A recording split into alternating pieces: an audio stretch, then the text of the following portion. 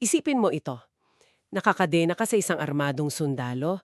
Bawat galaw mo, bawat paghinga mo, nakabantay siya. Isang pagkakamali lang, isang maling salita, tapos handa siyang tapusin ang buhay mo kung hindi mo itatakwil yung paniniwala mo. Nakakakilabot, 'di ba? Oo, sobrang bigat niyan. At yan mismo ang realidad na pag-uusapan natin ngayon. Tama. Pero paano kung sabihin ko sa'yo na hindi ang sundalong yan ang pinakamalaking banta sa buhay mo? Sa ating malalimang pagsusuri ngayon, hihimayin natin yung mga tala at dokumento tungkol sa huling 4 na dekada ng unang siglo. Isang yugto ito kung saan ang mga sinaunang mananampalataya ay naipit sa dalawang matinding kalaban. Dalawang kalaban na magkaibang-magkaiba ang iraatake. Sa labas, nandoon yung mga espada ng imperyo. Pero sa loob, may isang tahimik na lason na sumisira sa kanilang isipan, kumbaga sumasakal sa mismong katotohanan na pinanghawakan nila. Kaya para malinawan tayo, ano ba itong mga pinagbabasehan nating material para sa usapang ito? Magandang tanong. Ang mga hawak nating tala ngayon ay mga gabay sa kag-aaral, kasaysayan, at mga theological na dokumento. Nagbibigay ito sa atin ng napakalinaw na bintana sa panahong ito. Dito natin makikita kung paano hinarap ng mga taong ito ang pisikal na banta at yung mas mapanlinlang na pag-atake sa kanilang doktrina. At malinaw lating inilalatag ang mga ito ng walang pinapanigan, di ba? Para lang talagang maintindihan natin ang mismong kaisipan nila batay sa mga naiwang dokumento. Eksakto. Inire-report lang natin kung ano yung nasa sources para maunawaan ng nakikinig kung ano yung mga ideyang pinaglalabanan noon. Okay, himayin natin ito. Bago nating pag-usapan yung lason sa loob ng samahan, kailangan muna nating ramdaman ang bigat ng buhay nila araw-araw. Alam naman nating lahat na naging madugo ang unang siglo para sa kanila. Napakadugo yan. Ayon sa ating mga tala, halos lahat ng orihinal na apostol ay naging martir. Pinatay sila dahil sa paniniwala nila. Si Juan na lamang ang natira at ipinatapon pa siya sa isang malayong isla para patahimikin. Grabe yon. Para yung pinaka nag-iwan ng marka sa akin sa binasa natin ay yung sitwasyon ni Pablo. Nabanggit ko kanina yung pagkakadena sa sundalo. Naranasan niya yun sa sarili niyang tahanan habang naka-house arrest. Oo, 24 na oras, araw-araw, nakakadena siya sa isang gwardyang Romano. Sipin mo na lang minsan nga nagrereklamo tayo kapag mabagal ang internet o naipit sa traffic, 'di ba? Pero isipin mo yung yung psychological na epekto ng may kasama kang berdugo sa loob mismo ng bahay mo. Nakatali kayo sa isa't isa. Talagang susubukin yan yung katatagan ng isipan mo. Ang pinakamakapangyarihang imperyo sa mundo ay literal na nakabuntot sa bawat hakbang mo. Wala kang pribadong sandali. Wala talaga. Ni hindi ka makatulog ng payapa. Pero ang nakakamangha rito, at ito yung ipinapakita ng mga dokumento, imbes na magtago sa takot o manahimik, binaligtad ni Pablo yung sitwasyon. Ginamit niya yung mismong pagkakakadenang iyon bilang pagkakataon para magbahagi. Teka, ibig mong sabihin, kinakausap niya yung mga sundalong nagbabantay sa kanya? Oo, para bang sinasabi niya na hindi siya ang nakakakulong kasama nila, kundi sila ang nakakulong kasama niya. Wala silang kawala sa pagpapahayag niya ng kanyang pananampalataya. Iyan ang nakakabilib. Kaya napapaisip ako at itatanong ko ito sa iyo na nakikinig ngayon. Kung ikaw ang aarestuhin dahil sa mga pinaniniwalaan mo ngayon, sapat ba ang ebidensya laban sa iyo para mahutulan ka? Isang napakabigat na tanong. 'Di ba? Parang sapat ba yung ipinapakita mong paninindigan sa pang-araw-araw para masabi nilang nagkasala ka sa pagtatanggol ng paniniwala mo o mapapalaya ka dahil wala silang makitang kahit anong bakas ng katapatan mo? Mapapaisip ka talaga kung ano ang totoo nating pinapahalagahan. Ngunit gaano man nakakatakot yung mga espada at kadena ng Roma, ang mas nakakabahala ay yung nangyayari sa loob mismo ng kanilang komunidad. Yung sinasabi mong tahimik na lason. Tama. Habang inaalay ng mga mananampalataya ang kanilang buhay at dugo sa labas, may mga taong dahan-dahang binabago ang mensahe mula sa loob. Sila yung mga tinatawag ng kasaysayan ng mga bulaang guro o mapanlinlang na guro. Alam mo, ang hirap paniwalaan yan. May makakapasok na kalaban sa isang grupong araw-araw na nasa bingit ng kamatayan? Hindi ba sila madaling mahalata? Iisipin mong madali silang makita, di ba? Oo. Kasi kadalasan, kapag naririnig natin yung konsepto ng mga manlilinlang na guro, ang pumapasok sa isip natin ay mga baliw na leader ng kulto sa bundok na nakasuot ng kakaibang damit at nagtatago sa lipunan. Kabaligtaran iyan ng ipinapakita sa ating mga tala. Ang mga bulaang gurong ito ay hindi nagtatago sa mga kuweba. Sila ay nasa sentro ng entablado. Seryoso, nasa gitna sila ng publiko. Oo, kung susuriin natin yung paglalarawan ng teologong si John MacArthur mula sa ating mga dokumento, hindi lang simpleng pagkakamali sa pag-unawa ng teksto ang problema nila. Nakaugat ito sa kanilang mismong pagkatao. May 4 siyang punto na inilista. Okay, ano yung una? Una, pinipinipit nila ang doktrina o yung turo para umayon sa gusto nila. Mali sila sa doktrina. Pangalawa, yung layunin nila ay maling-mali, puro pagmamahal sa sarili o materialismo ang focus nila sa mundong ito. So, hindi na ito tungkol sa orihinal na mensahe, puro sarili na lang. Eksakto. At pangatlo, ang motibo nila ay pansariling pagyaman, kasakiman, kumbaga. At yung pang-apat, at ito yung pinakamalinaw na palatandaan, ang epekto nila sa kanilang mga tagasunod. Anong nangyari sa mga sumusunod sa kanila? Nagiging bulag yung mga tao. Hindi talaga nila naiintindihan ang orihinal na mensahe kasi nakasandal lang sila sa karisma ng leader. Dito talaga nagiging sobrang interesante ang lahat. Kasi base sa mga palatandaang iyan, yung labis na kayamanan at pansariling promosyon, ibig sabihin, nakikita sila ng mga tao bilang mga matatagumpay at maimpluwensyang personalidad. Oo, sila yung mga sikat. Sila yung nasa unahan, nakakakuha ng atensyon, at tinitingala pa ng lipunan dahil sa kanilang karangyaan. Kaya pala napakadaling maakit ng mga ordinaryong tao. Isipin mo yung kaibahan. Habang ang mga apostol ay naghihirap at nakakulong, heto ang mga bagong guro na namumuhay ng masagana. At nangangako sila na kapag sumunod ka sa kanila, magiging komportable rin ang buhay mo. Nag-aalok sila ng shortcut, kumbaga. Isang pananampalataya na walang sakripisyo. Tama. Ipinagmamalaki rin nila na mayroong silang mga supernatural na kapangyarihan para manghikayat ng marami. Ginagawa nilang negosyo ang buong bagay na ito. Nakakalungkot isipin, habang pinoprotektahan nila yung sarili nila laban sa mga sundalo sa labas, hindi nila namalayan na nakakalunok na pala sila ng lason mula sa loob. Dahil dyan, napilitan silang gumawa ng matinding hakbang. Hindi pwedeng manatiling tahimik ang mga unang Kristiyano. Kailangan nilang lumaban para sa katotohanan. Isang counterattack. Oo, isang ganting salakay sa larangan ng mga ideya. Dito natin makikita sa mga tala ang konsepto mula sa aklat ni Judas. Inuutos silang ipagtanggol ang pananampalataya.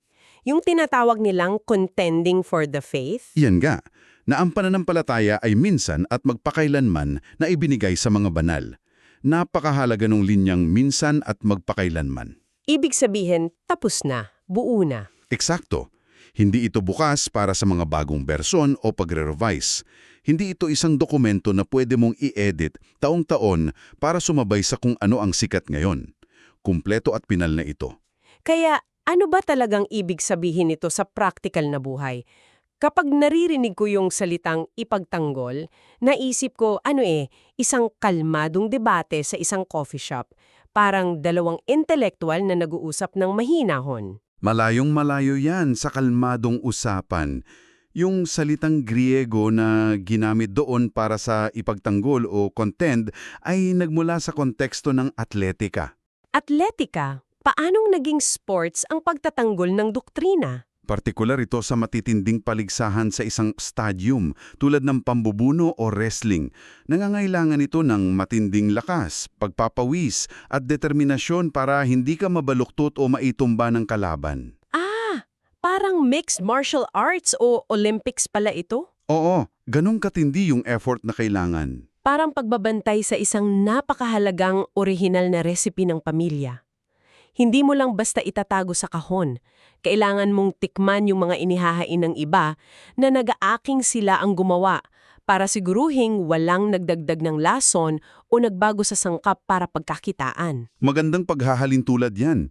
At sa kanilang pagbabantay na parang mga atleta, may nakita silang isang higanting banta na unti-unting lumalamon sa isipan ng marami. Ito na ba yung pinakamalaking kalaban nila? Oo, ito yung naging pinakamabigat nilang katunggali, ang Gnostisismo. Gnostisismo. Naku, parang ambigat pakinggan yan. Mabigat talaga. Base sa paghimay natin sa mga material, ang Gnostisismo ay hindi lang simpleng pagkakaiba ng opinyon.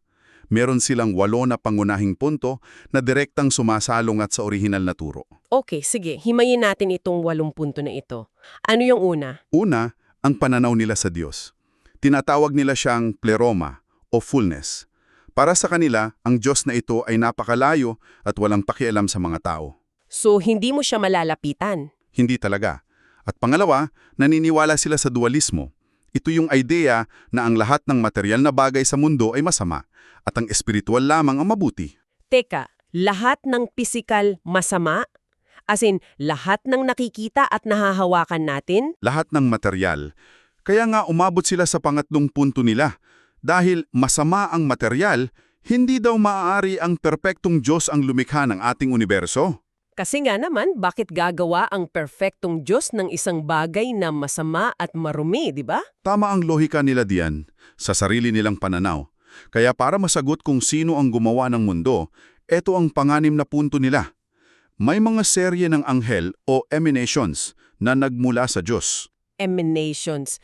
Parang mga enerhiyang bumababa ang antas? Oo, habang lumalayo ang mga ito sa pinagmulan, humihina sila. Hanggang sa makarating sa pinakamababa at pinakamalayong nilalang na tinawag nilang demiurge. At itong demiurge na ito ang nagkamaling lumikha nitong masamang material na mundo. Grabe, parang plot ng isang sci-fi movie, hindi ba?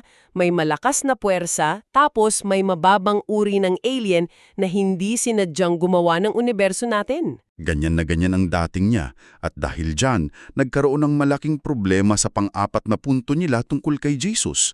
Kung masama ang material, imposibleng magkaroon si Jesus ng totoong pisikal na katawan. Kasi hindi pwedeng maging marumi ang anak ng Diyos. Eksakto. Kaya sabi nila, imposible ang pagkakatawang tao o incarnation. Para sa kanila, nag-aanyo lamang siyang tao pero wala siyang totoong laman at buto. At kasunod niyan yung kamilima, walang pagkabuhay ng mag-uli o resurrection ng katawan. Kasi bakit mo naman bubuhayin muli ang isang pisikal na katawan na itinuturing mong kulungan at masama, tama ba? Mismo, gusto nga nilang takasan ang katawan eh. At dyan pumapasok ang ika-7 at ika-8 punto nila. Ang kaligtasan daw ay makakamit lamang sa pamamagitan ng gnosis o espesyal na kaalaman. At hindi ito para sa lahat, ano? Hindi, para lamang ito sa mga piling enlightened na tao o yung mga tinatawag nilang initiates. Sila lang daw ang may kakayahang makaunawa nito. Grabe, para silang gumawa ng isang exclusive VIP club para sa kaligtasan. Kung tatanumin kita na nakikinig ngayon, kung naniniwala ang mga taong ito na masama ang anumang material na bagay, paano nila pinapaliwanag ang pang-araw-araw na buhay? Isang napakalaking problema yang sa pang-araw-araw. 'Di ba? Parang, paano yung pagkain ng masarap, yung pag-aasawa, o pag-aalaga sa kalikasan? Kung masama ang lahat ng ito, para silang naghahanap ng paraan para tuluyang takasan ang realidad ng pagiging tao. Napakalungkot ng ganyang pananaw. At yan ang dahilan kung bakit hindi pinalampas ng mga sinaunang Kristiyano ang mga teoryang ito na parang sci-fi.